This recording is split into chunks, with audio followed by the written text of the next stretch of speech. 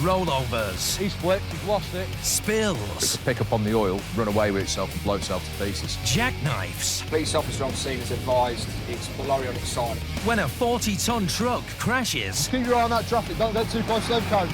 it causes chaos on our roads. Mayhem, absolute mayhem. And moving these monsters Move to the left a bit. takes a special kind of recovery worker. Nobody wants to be here today, do they? Except me. I love my job. Driving some of the most super heavyweight trucks in the world, It's got so much power, it will just cruise along. but helping to keep Britain's 300,000-strong trucking workforce safe. We know the dangers of doing the job, but we all still get on and do it. We're just trying to make it as safe as we possibly can. Is not a job for the faint-hearted. You never know what you're going to get when the phone rings. Could be absolutely anything. These are proper boys' toys. It's a beast of a machine. Absolute beast. Amongst the most sophisticated recovery machines in the UK, battling to keep our roads open. We'll have to risk to close the road as such. Yeah. Against the odds. No one's done it to be easy. Today, an HGV collision on one of Britain's busiest roads creates a dangerous drama for Marcus. So 400 litres of fuel got everywhere then. Yeah. Is it still coming out nowadays? Yeah. When a fully loaded car transporter breaks down, Ted is tested to the max, I want as much weight off it as possible. and a lost driver is stranded on the side of the road, Waiting here that yesterday. putting Jim in a challenging situation. No wonder I didn't find him. He's not actually in Kettering.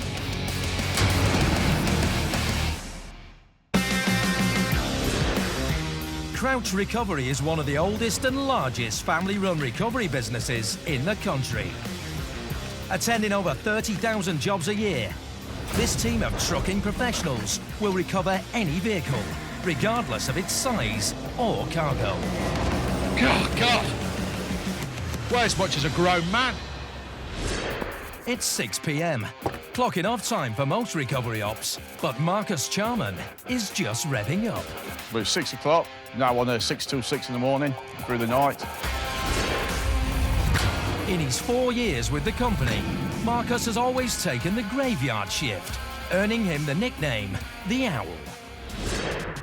As the firm's resident night shifter, he's an expert in the tricks of the trade. You get yourself, obviously, some coffee and stuff, and a couple of drinks, and obviously food for the night. I always have my dinner before I leave out, so it's probably midnight before start, feeling a bit peckish again. It's the start of his shift. I'm the tart at the nightclub. But almost immediately, Marcus gets a call-out. First job of the night to come in, it's accident damage, RTC, unit and trailer, with fuel leak on the fuel tank. This job is heavy duty. A 36-ton HGV has been involved in a road traffic collision on the M1 in Leicestershire. Its fuel tank has been punctured and diesel has spilled all over the carriageway. Now driving conditions on Britain's busiest motorway have become treacherous. We're going to get it off and remove it off. We've got a service van en route as well to try and stem the fuel leaking and get it to a safe place so it can be sorted. Might have slipped up in it, the tank. But it's losing fuel.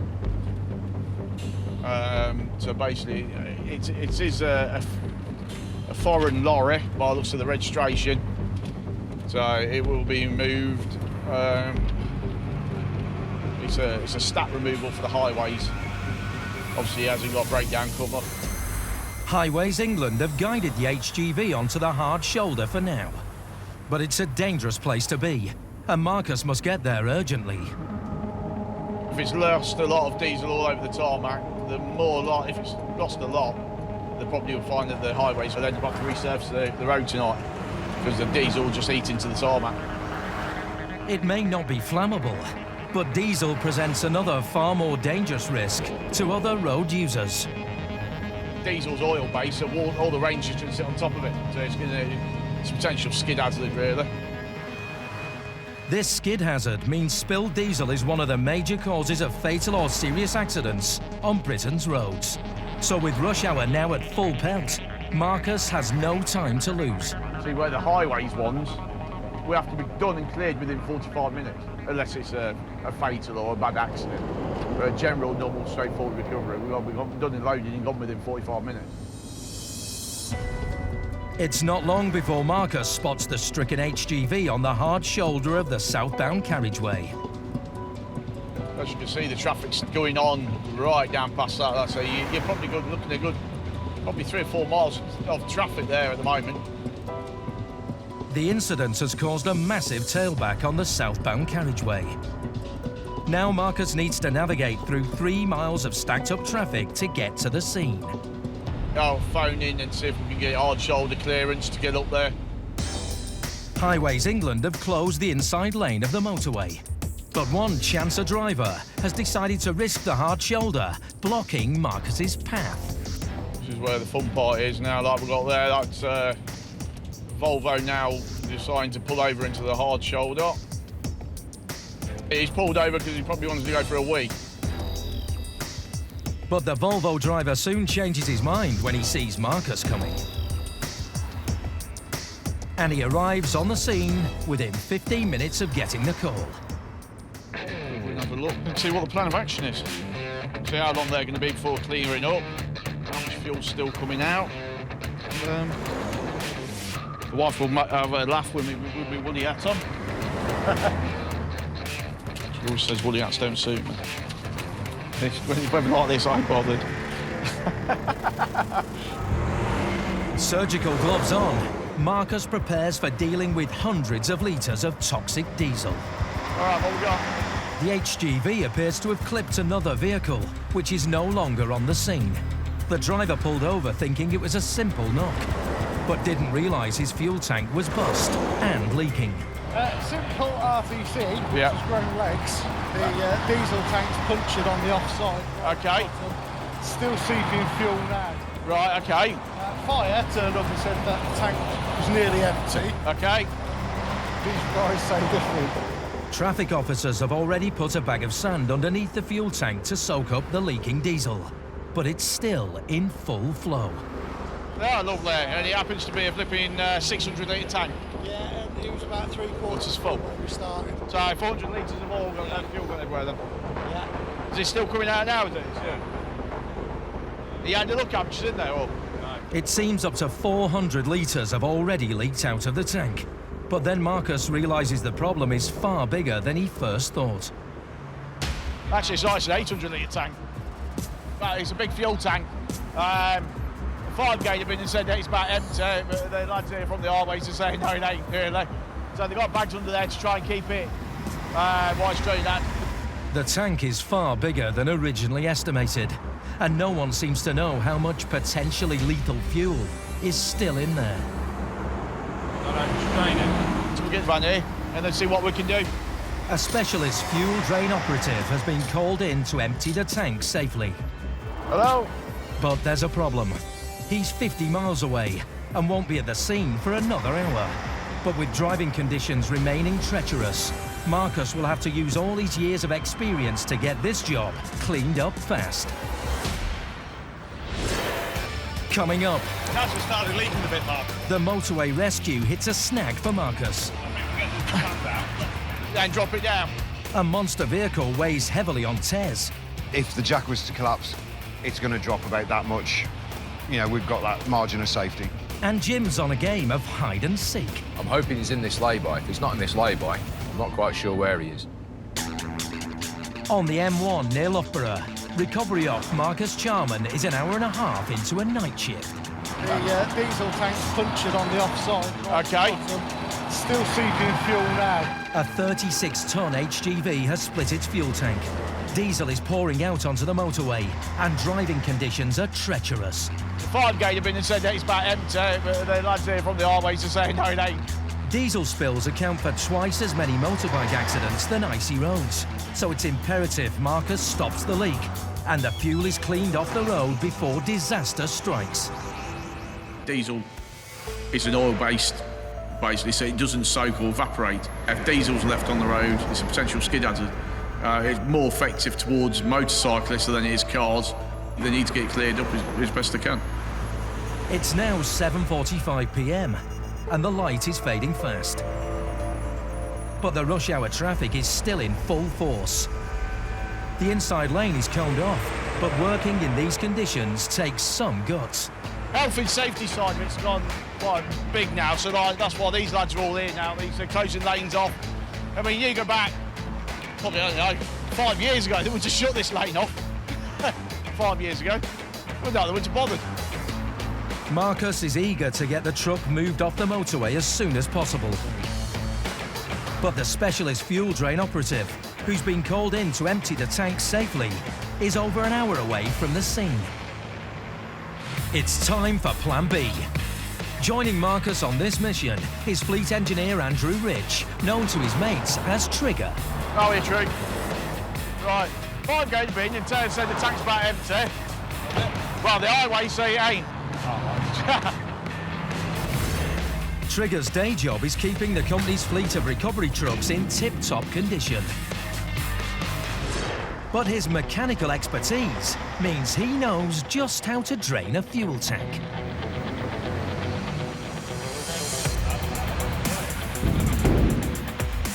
It's good news. The tank now appears to be almost empty. Reading empty now. Reading empty. Empty? Yeah. I'll close pick blue, let's get it picked. Top. That's what's it. It's reading empty. Apparently he told him it had 3/4. And now it's reading that it's just even moved now. It's just stayed at the bottom. Let's get it picked up, let's get going then. Now all the crew need to do is shift the HGV away from the hard shoulder as quickly as possible. We was going to come drain the tank, but obviously it's empty anyway. So I think all we're going to do is just normally let's get it picked up, let's get it off the motorway, and then the highways can sort about getting the roads swept and stuff like that. And Marcus's DAF four-wheeler heavy recovery vehicle is just the beast for the job. With a towing capacity of 46 tons, it'll make light work of this mega truck. We're going to get it all up top and basically get it out here, get it, I think, well, we'll find out where it's going to. I think it's going back to our Balding depot, and then obviously they'll get somebody out to repair the tank, you can imagine. Working together, Marcus and Trigger slide out the underlift and lift the HGV's cab slightly in order to attach it. But they're in for a shock. It has just started leaking a bit, Mark. Oh, is it? I think we get the stand out, drop it. Then drop it down. The tank isn't empty, after all. Because we've tipped it up a little bit, it's now started leaking, but hopefully we get it right back down. Just what's left in the very small little bit of fuel that's left in the tank is coming out. Fortunately, nothing phases these guys. They're made of sterner stuff. Start up. Might do. Start it up. See if she'll start. You got the key there? She'll start up for a minute. Marcus hopes that by starting the engine, he can burn off any last dregs of diesel from the tank. Oh, bloody hell. See, been a short arse.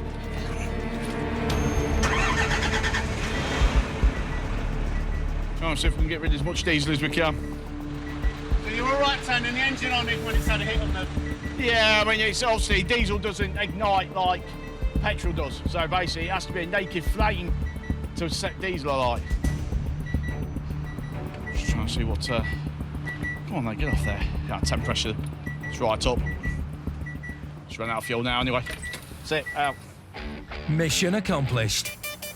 The controls show that the tank is now completely empty, but as a final precaution, Trigger carries out a temporary patch-up job. It's called Damn It. It's like a putty, just to try and stop fuel leaks. It's only a temporary fix, but it's slowing it right down now. Trigger's pulling, obviously filled in the putty on the bottom of the tank, which is it's stepped here quite a lot. The tank's empty now, and all he's going to do is a spill kit pad on the bottom, ratchet strap it around just to soak up the drips while coming out, just so we don't leave any more going up the trail, up the motorway. We ain't going to go too far with it, so hopefully that should do it all then. I mean, obviously these lads got a big clean up to do because obviously he's lost about 800 litres of fuel. With the HGV securely attached to Marcus's truck, these guys can now leave the scene and let the traffic officers finish up.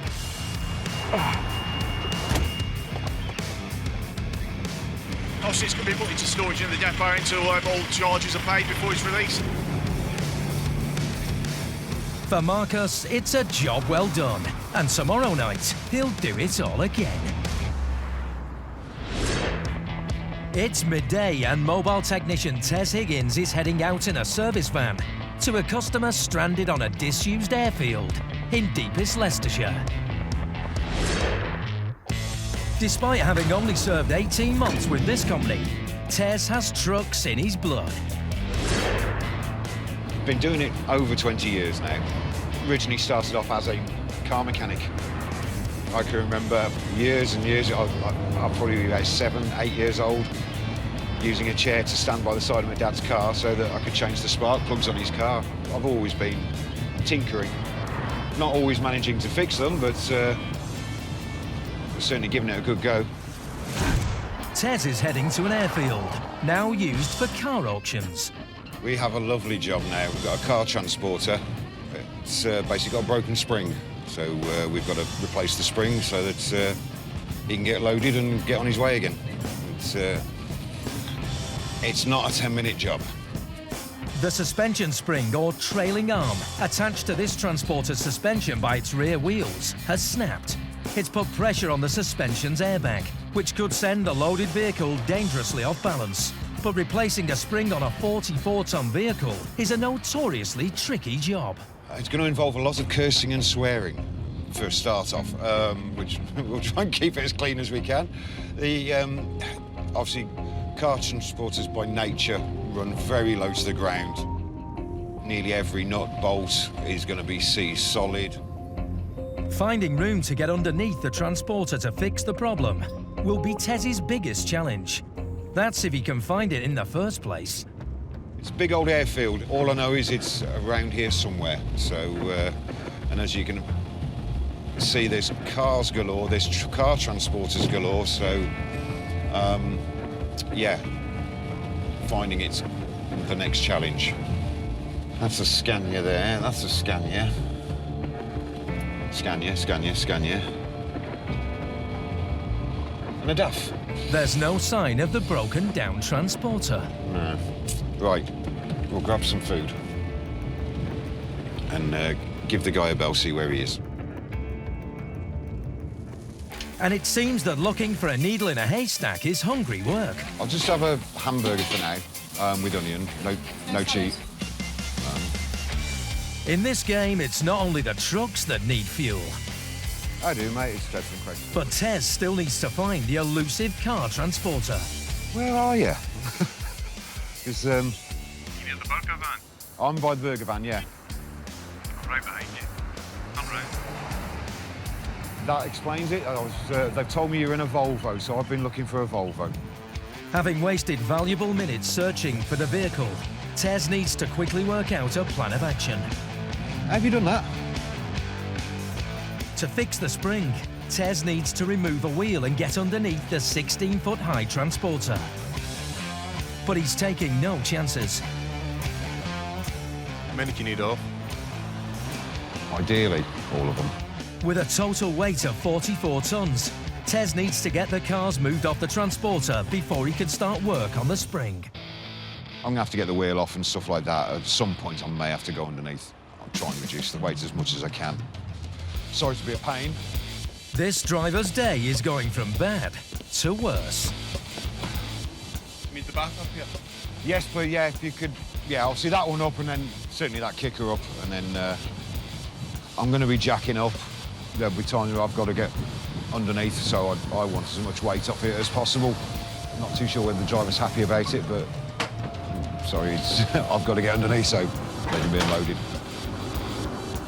Cars removed. Tez can now crack on. That side's still attached, so that's stayed put, and that one, obviously because it's broken, is free to travel backwards and forwards. Hence, it's actually rubbing on there. It seems that when the suspension spring snapped, it caused the axle to shift and the wheel to misalign. But the drivers had a lucky escape. If this had happened driving at speed, the consequences could have been disastrous. The driver's quite fortunate, really, that it's happened just as he's reversing in, so I'm pleased it happened here than on the side of the road. So first thing I'm going to be doing is whipping this wheel off. Again, just gives us more access to get into various areas. Tez now needs to get underneath the transporter to start work. But even with no cars on board, these vehicles still weigh 15 tons. And now it's been sent off balance by the broken spring. The quicker Tez can get this job done, the better.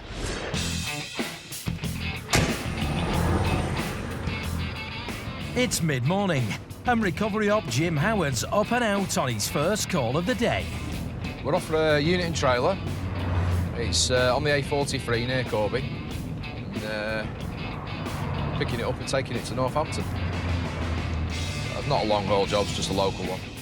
One of the fuel injectors on this Arctic has developed a fault. Instead of injecting diesel into the cylinders of the engine, the HGV's computer has put it into limp mode, which means it can't move at more than 20 kilometers per hour.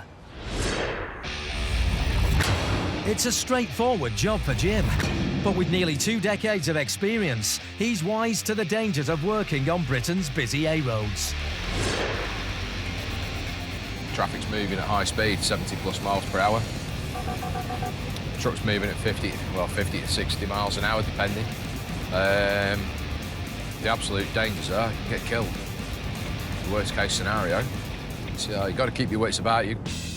But Canny Jim's not leaving anything to chance. He's got protection. That's death-proof duck. From the 70s film Convoy. He's my lucky mascot. He goes everywhere I go in a wagon. So it's on his 3rd coat of paint. He's been dropped God knows how many times. Bits of him missing and all sorts, but he's still going. But this mascot's not giving him much luck today. The driver of the stranded Arctic has been unable to give HQ his precise location, and Jim's struggling to find him. This is the question now, where the physical funk is he? That looks like a Renault T-Range there. That's a bloody Mercedes. Nope, that's not us. Well, let's go a bit further and see if he's up there. He's not where I thought he was. The driver has been in the lay-by since the previous evening when he noticed something was wrong and decided to get some rest. When the engine remained limp this morning, he called in the recovery boys. I'm waiting here yesterday. How long have you been waiting? 12 hours. Did this happen 12 hours ago? Yesterday night, yeah. I'm hoping he's in this lay-by. If he's not in this lay-by, I'm not quite sure where he is. No number plate in the back of the truck. Why would you not put your number plate in the back of the wagon? It's not him. It's not him. It's not T-Range. But until Jim can locate him, this driver is going nowhere. And being stuck in a lay-by is not the safest place to be. We're going to have to do a little bit of lay-by hopping now. The lay-by 40 was in. He's not. He's not 110% certain exactly where he is. So literally we're just going to carry on up the carriageway till we come to the next roundabout, hopping in every lay-by. So we just call it lay-by hopping. Going in every one, checking the wagons and then coming back out. I've spent some time in some dodgy lay-bys over the years. Oh, there's the next roundabout. I don't know where he is. With still no sign of the driver, it's time to put a call into HQ. Oh, Ben. I rang the driver up and he said he's between Kettering and Corby. Yes. You got a better location for me, please? He's not where he thinks he is. You'll be coming up one on the left with the snack van in. Yeah. Go straight past that one. You'll come to another roundabout, straight over it. It'll be in the first lay-by that you come to. Nice one, you're a superstar. Cheers, buddy. All right, pal. Miss you already. Bye-bye. Bye. And it looks like the driver might have to wait a little while longer. Slundra didn't find him. He's not actually in Kettering. He's closer to Northampton than he is to Kettering, so we've got a little bit of a drive now to find him. It turns out the HGV is 16 miles away from where Jim originally thought. He needs to get there fast to get this driver into a place of safety. Coming up, Tez tries his best to fix the car transporter. It's a snug fit anyway, it's just tight, so we're just having a few issues getting it off. And he's forced to bring out the big guns. And Jim finally comes to the rescue. Takes a long time to get anywhere. On any one shift, Gaffer Adam Crouch could have 20 guys out on the road. So it's going to want a relief unit on a low load, isn't it? Dealing with anything from a jackknife lorry to a broken down car. I'd say I am on the phone a lot. I am on the phone a lot. But then I kind of know what sort of day I've had by the phone battery. At the end of the day, I kind of know how busy I've been, and often the weather will dictate what phone battery you've got left. Set up 70 years ago by Adam's grandfather Jack and passed down to his father Dave, this is a close-knit family firm. It is a family affair. It means everything to me. So, yeah, I was always destined to join the family business. And Adam's employees also span generations of local families. Hello. Lou runs the control desk, and it's her job to get the drivers sent out to roadside incidents, and fast. What, heavy or light? Lou is like the linchpin of the control, so Lou can tell me where all the guys are at any one time, so, you know, she's very precious to me. And today, Lou sent her Uncle Tez out to Leicestershire to grapple with a broken-down car transporter. Tez, he's a grafter, he works hard. He does a lot for us, to be fair, more than he has to. Today, he's got his work well and truly cut out, but he's feeling optimistic. Ideally, I want to be done and dusted by 6 o'clock. A suspension spring has snapped, and the 15-ton vehicle has been sent off balance. Basically, there's the broken bit. That should be joined to there. The spring basically is anchored there and pivots there. Because it's broken, that wheel now has gone backwards. But Tez can't replace the spring until he's removed the U-bolts which are holding it in place. But he knows from experience they're tricky to remove in one piece, so he's called for a colleague to bring spares. If the parts man's sorted out, hopefully he's giving you a new bush and everything. Happy days, yes, yeah. Having the right bits of kit floats Tez's boat. We've got 2 new U-bolts, spring eye bolt and a spring. Obviously, these are the 3 main components. They haven't broken, there's nothing wrong with the ones that are on there, but they usually give us problems getting off, so worst case scenario, I can now cut them off. I've got new ones to put in place, so. With a second pair of hands on site, Tez needs to get underneath the transporter to remove the U-bolts, but it's a risky business. There's always a risk, but we've got a jack underneath it and we've got blocks just in case the jack fails, so if the jack was to collapse, it's going to drop about that much. We've got that margin of safety, so... A 4-inch margin of safety may not be enough for most people, but Tez is unfazed. And now we'll give it a bloody good heave and see if these bolts will come undone. He gets down to start levering the U-bolts off the spring.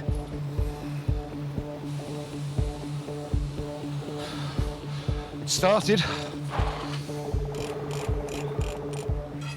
But there's a problem. Those bolts, they get all the road dirt, salt, everything onto them. They're on there for a long time. So many times I've ended up having to cut them off. It was the bit I was dreading. The U-bolts are a key component on the trailer. They hold the spring, which in turn holds the wheel axles. But they're caked in road salt and won't budge. The plate at the bottom of the U-bolts, again, all the dirt and everything, it's a snug fit anyway, it's just tight, so we just having a few issues getting it off. But Tez has now been on site for 90 minutes and the clock is ticking. With the U-bolts stuck in position, he has to think on his feet. Time to bring out the big guns. Well, we're going to use a little grinder. Yeah, I can actually see through them. It's one of the most dangerous tools in Tez's arsenal. Sparks from the angle grinder could cause a nasty burn if they hit him. But he needs to get through to this bolt. The U-bolts corrode into place and no amount of hitting is going to get that off. You just got to cut it off. So, the main things you've got to watch out for is obviously, you're working with naked flames and heat, and even the sparks from a grinder, they travel a fair way. The angle grinder has done its job, but there's another problem. That pin's seized in. Well and truly seized in. The pin which goes through the U-bolt is stuck inside its casing. Time to turn up the heat. What we're doing now is just giving it a heat treatment, trying to get it nice and warm. And then what it does when it warms up, it expands. Then let it cool down, it contracts, and hopefully it'll separate itself from the bush. And then, in theory, just fall out. We still might have to hit it, but, you know.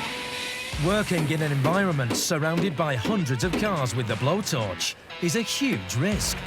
It's a dedicated heat source that it's hot, there's no doubt. You know, that's what it's used for, you know. It heats metal up to an incredible temperature, and then you've got a trigger which then blows air, and you'll just blow holes straight through metal. And, you know, you're literally blowing molten metal everywhere. You don't want one of them even landing on your trousers, you know, it's hot. With just one rogue spark capable of burning him, Tez isn't taking any chances. There's my nozzle.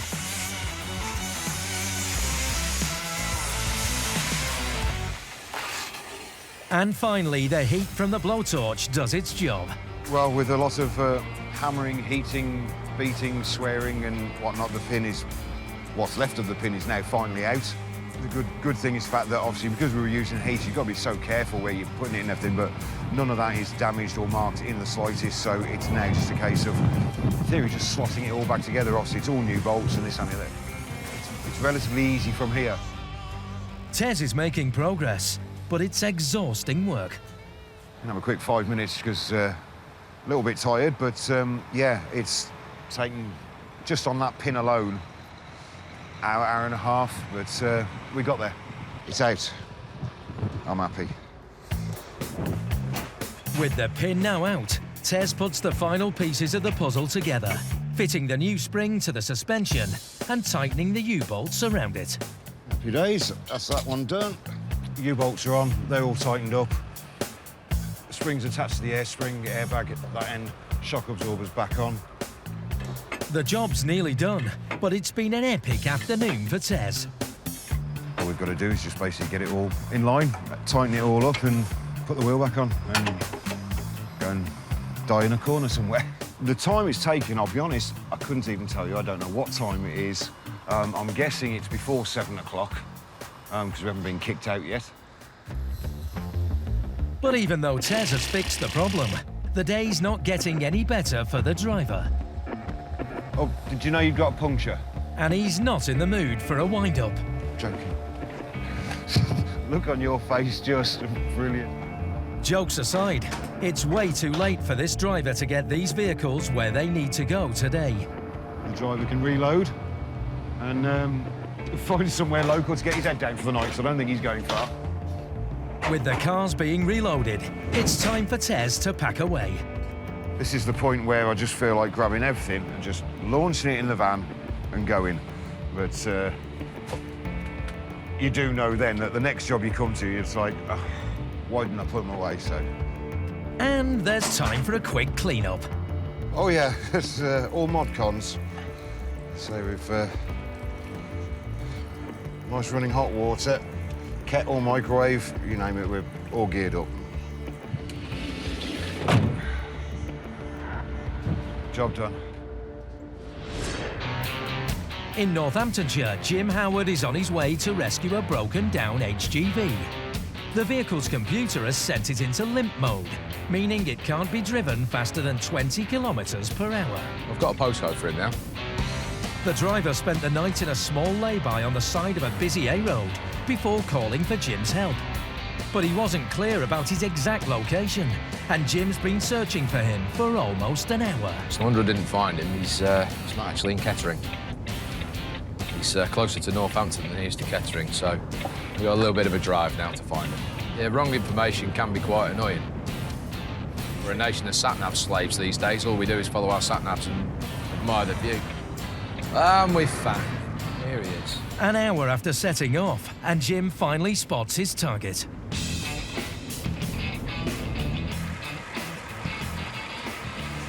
Got into limp mode.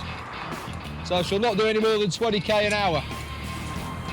At that speed, it takes a long time to get anywhere. The problem can't be fixed roadside, so Jim needs to do his speciality lift and shift. Just folding the boom down now. Get ready to do pre-lift. All right, let's get him drawn on the boom. All right, buddy, do you want to hop in and move her forward? Got to bring her onto the boom for me. The Arctic's driver has been stuck in this lay-by now for 12 hours with his cargo of paint. You happy they come to rescue you? Yeah, I'm waiting here that yesterday. So the sooner Jim can get him out of here, the better. He wants to get on with his day as well as we want to get on with ours, so... But the HGV needs careful handling. Worth about £100,000, Jim needs to be careful not to cause any damage. Flipping out the half shaft now, as this stops the gearbox from getting wound up whilst we're travelling. There's a pump in the gearbox driven by the engine. If that pump's not moving, the oils aren't turning inside the gearbox, so the gearbox overheats and goes pop. With the gearbox disabled, Jim has one more vital job to do. We're going to feed some air and air directly to the trailer. We want to be able to brake the trailer because she's loaded.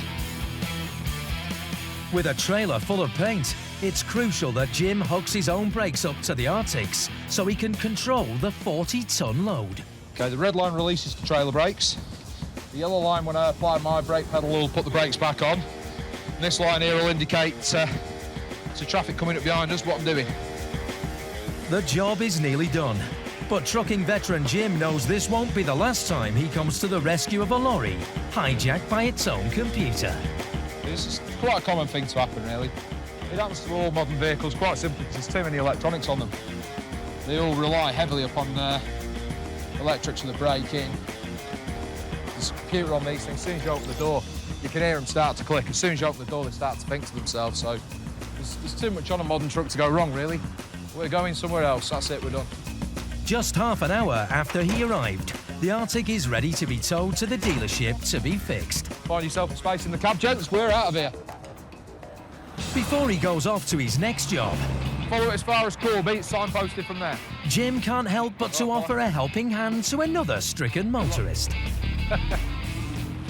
Just giving him directions to Peterborough. Not just trucks, you help, is it? No, not just trucks. Cars, people, anything, the whole thing. Anybody who needs a bit of help can have a little bit of help.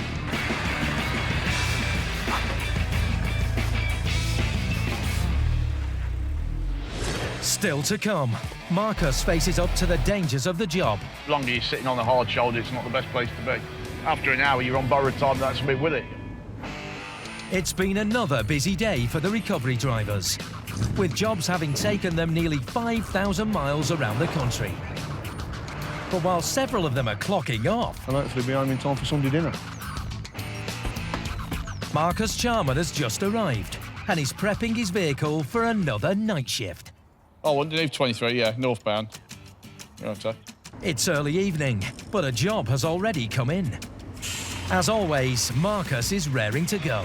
It's always nice to have a job straight away because it obviously you're off out kind of thing straight away. When you're sitting around and you're quiet, you don't tend to want to end up doing anything. There you go. I can't be bothered.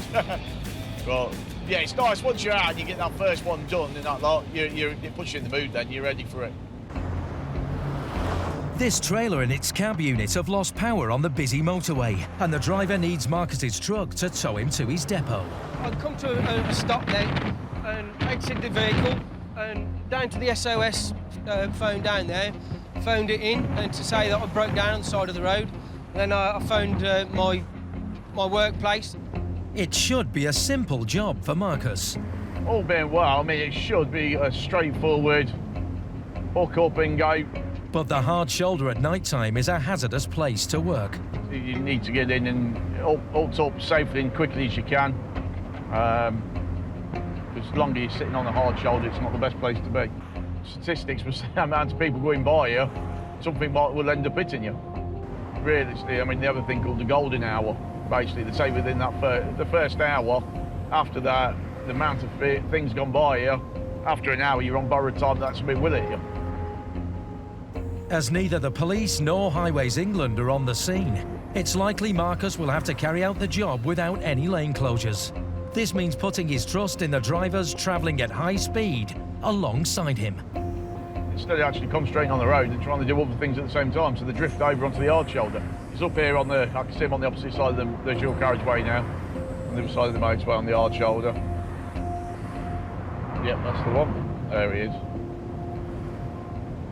So we just go to the next junction, turn around and come back up to behind him.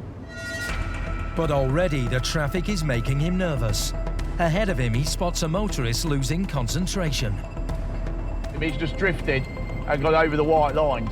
So I mean, that's the sort of thing where we have to deal with. As you can see again, he's now close again to the white line.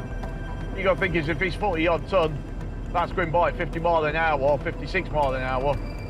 That's going to be moving a lot of air at that speed, and that close to the lorry we're going to be lifting and laying under. Working in a high-pressure and dangerous environment is something Dad of two Marcus has to deal with on a daily basis. There's more and more vehicles going on the road. A lot more vehicles are driving a lot faster than they used to. Working on the hard shoulder is not always going to be the best place to be, but I suppose it's one of those jobs where somebody's got to do it. Yeah, right, mate.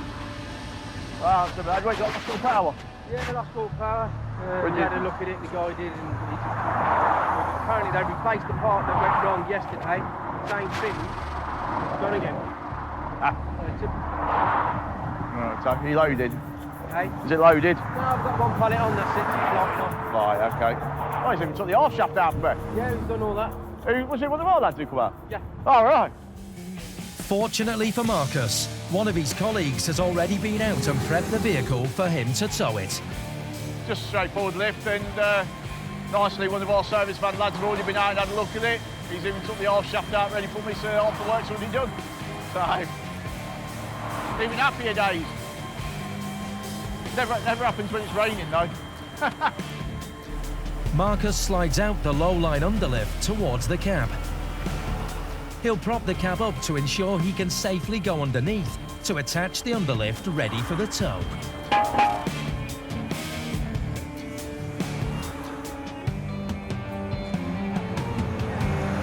Yeah, if you could drop that down for us. Traffic is speeding past in the live lane alongside the hard shoulder, but Marcus can't let it faze him. We're quite close. I mean, even though what hard shoulders, people in cars think they're wide, when you go with a truck, it's not. It actually fills the width of the hard shoulder. And then when you got people going by at 60, 70 mile an hour, all we'd want them to do is slow down and move over.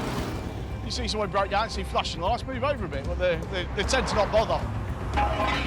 15 minutes in, and Marcus has made light work of hoisting the cab and trailer onto his underlift. He just needs to connect the brake and electric lines from his truck to those of the stricken HGV to control it. Trailer brake, so basically when I'm braking, the trailer's going to be braking. And obviously lights and electric in there, all to the trailer and the unit. For the driver, it's a relief, and after a long, cold wait, the end is in sight. You see the beacons and you think, thank God for that, really. I'm glad they're here now and picking us up, taking us back to the yard, hopefully, where I can go home for a nice cup of tea. Cab hooked up, and it's back on the road for Marcus. Oh, no, well. Next time.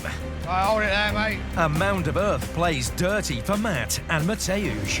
We got a shovel. Jim takes on a tough challenge. God. Weigh as much as a grown man. And Steve faces a rebellion. I think a lot of people want to go home, so they're itching for us to get out of the way.